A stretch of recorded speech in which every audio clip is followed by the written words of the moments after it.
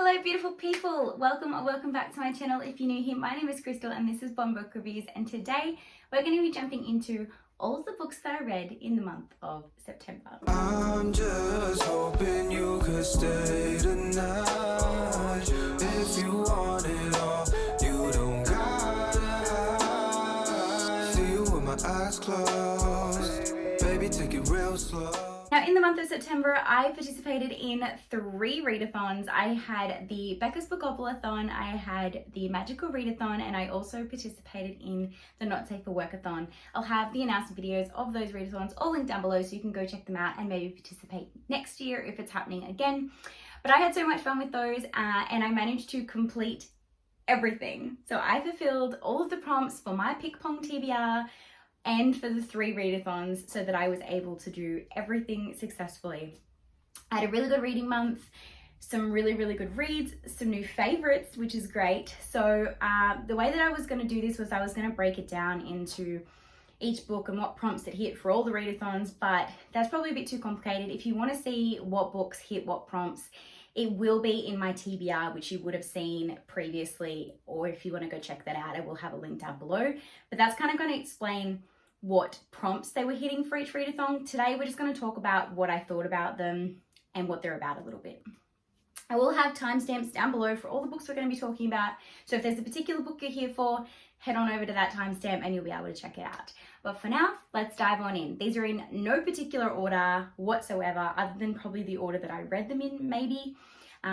Yeah, let's get started. So I always like to start my wrap-ups with some reading statistics. So I like to tell you how many books I read, how many pages I read, whether they're from my own collection or whether I borrowed them from a library or Kindle Unlimited or something like that.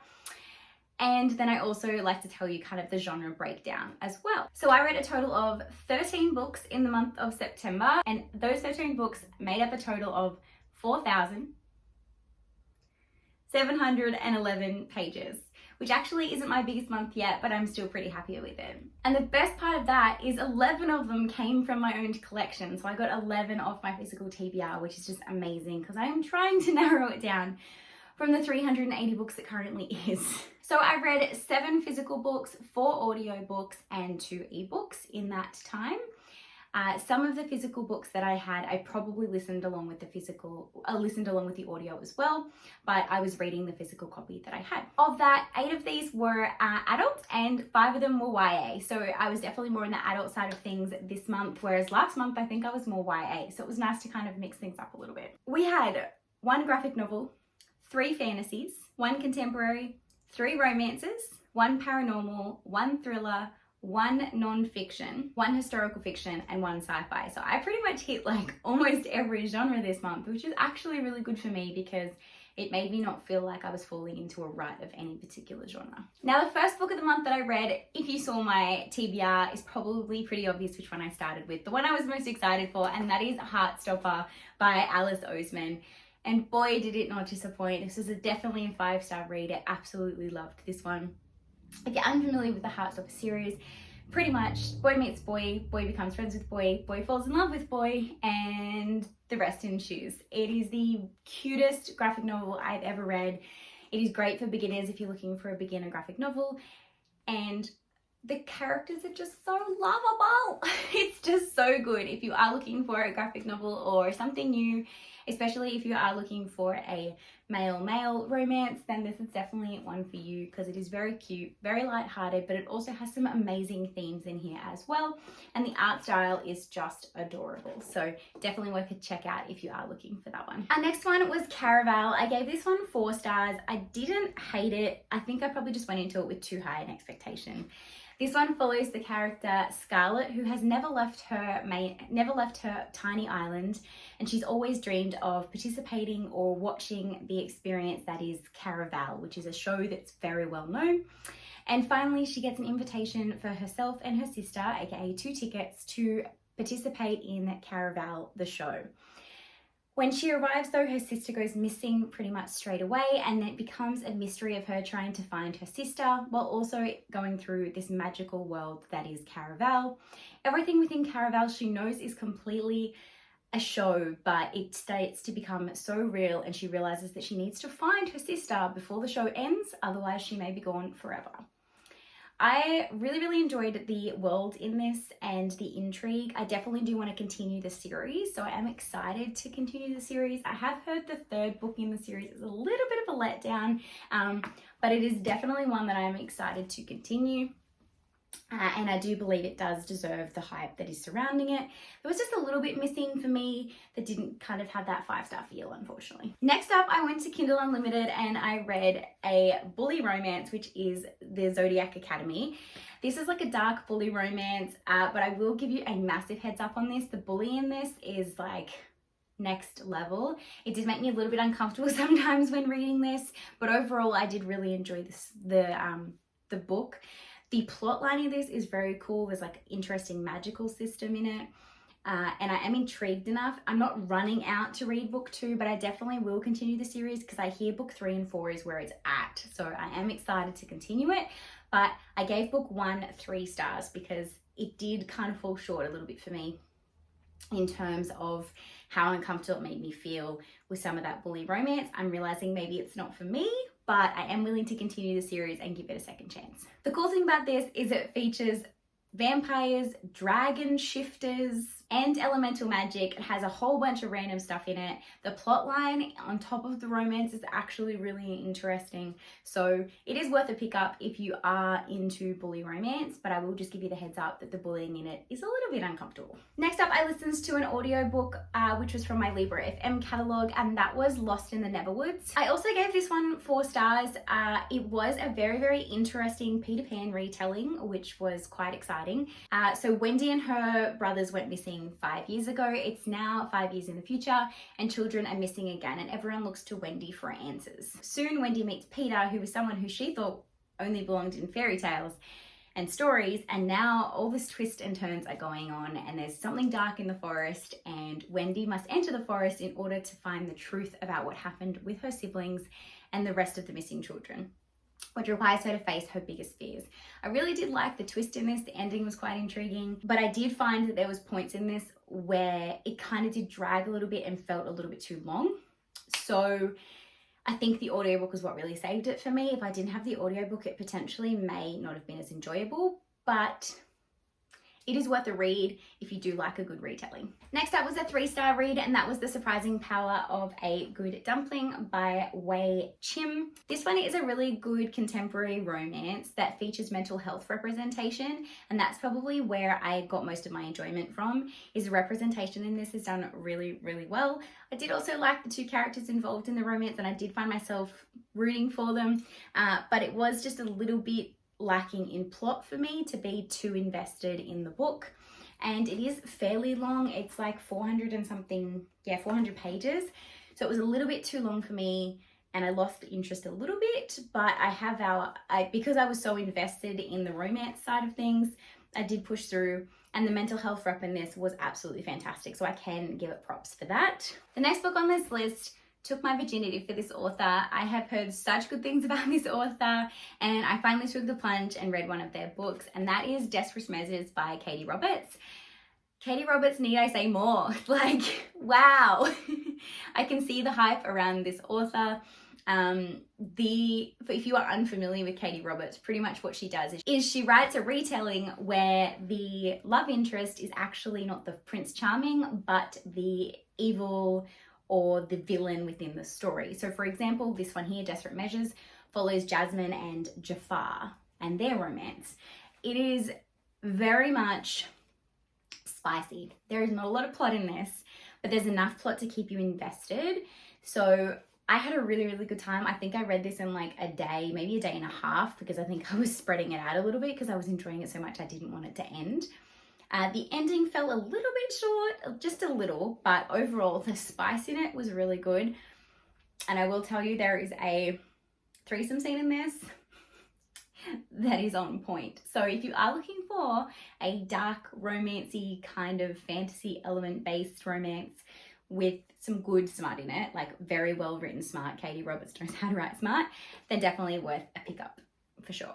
Next up, I listened to an audiobook which I borrowed from Libby, and that was The Dead in the Dark by Courtney Gould. This is a debut book from this author, and I think she did do a pretty good job of a debut novel. Like, it did have a lot of punch. However, although I really enjoyed the premise of this, I felt like it definitely dragged in places, and because of that, it took away from my level of intrigue. The plotline of this is that there's teenagers that are missing, some are showing up dead, and within all of this going on, we have a female-female romance, and the one female is the girlfriend of the first missing victim, and the other female is the daughter of the main suspect of all of the disappearances.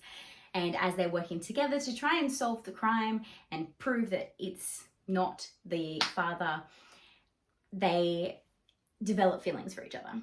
I will admit that the romance itself between the two girls and their friendship developing into this additional romance was quite interesting and well done. But yeah, as I said, a little bit draggy in parts, so that's probably where it lost me. Next up, I listened to another Libro FM advanced listener copy that I needed to get off my catalogue, and that was Falling. And that one, the only way I can describe this is if you've ever seen the movie Speed, where the bus he's not allowed to go below a certain speed, otherwise the bus will blow up. Very much like that, except it's in a plane in the sky. Very intriguing. I did not want to stop listening. I was so invested. The ending was satisfying. I had such a good time. I gave this one 5 stars. It was brilliantly done. I continued on my romance trend as well. I read Penelope Douglas's Birthday Girl next, and of course 5 out of 5 stars. I can see why this is very popular. I can also see why it's controversial. So this one follows a teenage girl, I think she's 19, and she moves in with her boyfriend, and her boyfriend's father is 36, and she starts to fall in love with her boyfriend's father. Her and her boyfriend eventually break up, and romance ensues between her and the father. I think it was really well done. I was so invested in all of the characters. I loved all of the characters. Their romance was so cute, and the smart, although there wasn't a lot of it when it was done really, really well. So I definitely can recommend it if you are after a nice, romance with a little bit of dark side. The only thing that I will say that annoyed me is she said daddy way too much. It slowly started to diminish as the book went on, but the few times she did say it was just a little bit icky for me because of the age difference. The next read was my worst read of the month. It was almost a DNF. That was the book that was part of my unhaul project.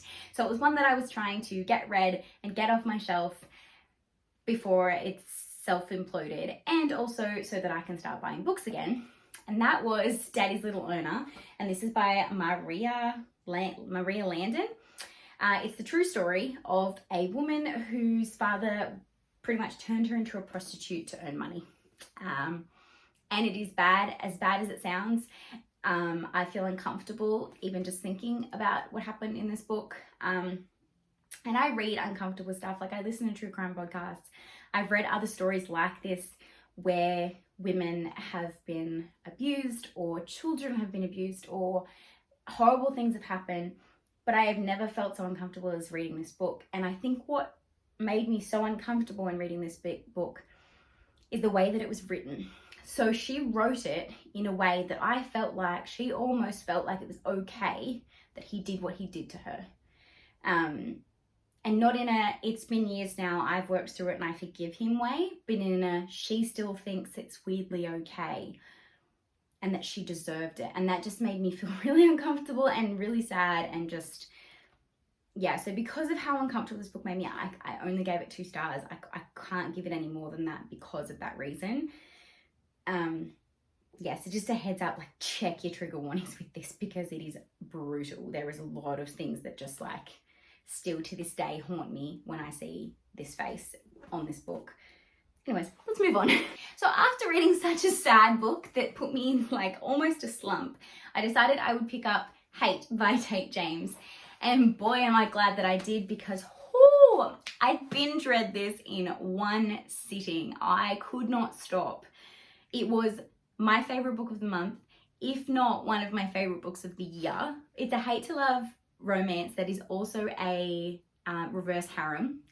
It features some of the sexiest men I've ever read about in my reading career. And the cliffhangers and the action plot and everything, the mystery and everything that's going on behind the scenes involved with everything. I'm so sad I haven't been able to pick up book 2 yet, but I had other priorities that I needed to get through. But my plan is to pick up book 2 in the month of October. My second last book of the month was Daughter of Victory Lights by Kerri Turner. This was my signed book that is signed by the author, thankfully. This is a Australian author, Kerri Turner. She's absolutely lovely. I've actually communicated with her a lot on Instagram. She's a beautiful person. So if you are looking for an Aussie author to read, you should definitely pick up The Daughter of Victory Lights. I gave this one 4 stars. I had a really, really good time. It took a little bit to get into, but once you're in it, it's really hard to put it down. This follows a character by the name of Evelyn Bell. Evelyn is part of the volunteer searchlight team in the war, whose responsibility is to protect London from the German bombers. Once that finishes, she's finding it really, really hard to return to the trivial life of being a woman and dealing with the womanly ways that she was expected to do in the war times. And she's just finding it really hard to return to domestic life after being part of such an amazing situation of saving people from the German bombers, that she decides to go for a walk. Eventually she finds a secret night show called Victory. This is a boat show that's run secretly at nighttime, and she decides to join them. Then obviously you follow her story while she's on the boat, and then we fast forward to almost 20 years later, where we are following the story of a young girl. We assume she is somehow related to Evelyn, but we actually don't know. She's rescued by the ex-Victory Light performers, and then they take her home, and she starts to discover all these secrets about who is Evelyn Bell and how she is linked to her as a character. So I really, really found this intriguing. There was a lot of twists that I didn't expect to come up, and I found myself very, very emotional near the end because it's quite sad. But if you are looking for historical fiction, this one is definitely worth a pick up. It's by an Australian author. It follows the 2 main characters across cross-generational timelines, so 20 years apart. And it's a fairly quick read as well, so worth a pick up if you're looking for one.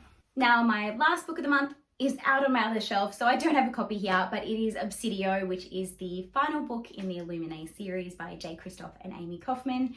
I'm not really going to be able to tell you too much about this one without giving away the first 2 books in the series, but it is basically a sci-fi fantasy series that follows a character that has discovered there was a plague on a ship, and she has to try and rescue things, and the only way that she can do that is invoke the help of her ex-boyfriend, the person she swore she'd never talk to again. That's like kind of the plot of the first one, but there's so much more to it, and it is a really, really good series. The third book, I only gave 4 stars. I gave book 1 and book 2 5 stars. I absolutely loved the first 2. The third one was a really, really good wrap up to this series, so I was grateful that I read it, but it definitely wasn't as interesting or exciting, and I didn't enjoy the characters as much in book 3 as I did in 1 and 2. There wasn't as much mention of the characters in book 1 and 2.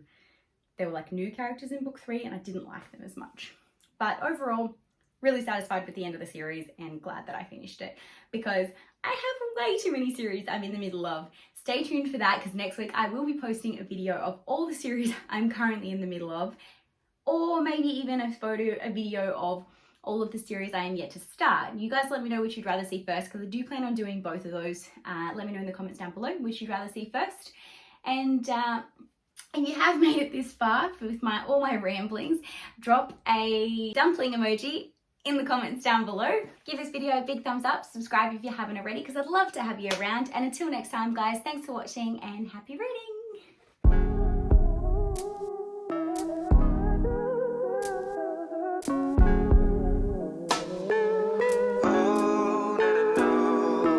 I'm just hoping you could stay tonight. If you want it all, you don't gotta hide. See you with my eyes closed.